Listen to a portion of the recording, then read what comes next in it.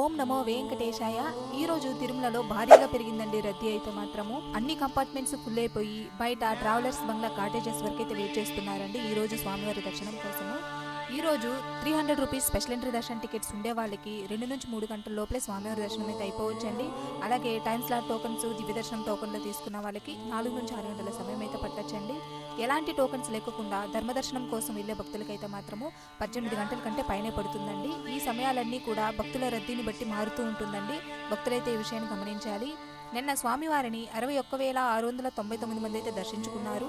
తలనీలాలు 25,082 మంది సమర్పించుకున్నారు. నిన్నటి మొత్తం ఉండి కానుకలు 3,55,00,000 వచ్చాయండి.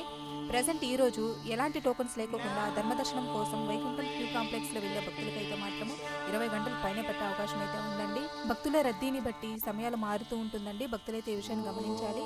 ఓం నమో వెంకటేశాయ. సర్వేజన సుఖినో భవంతు.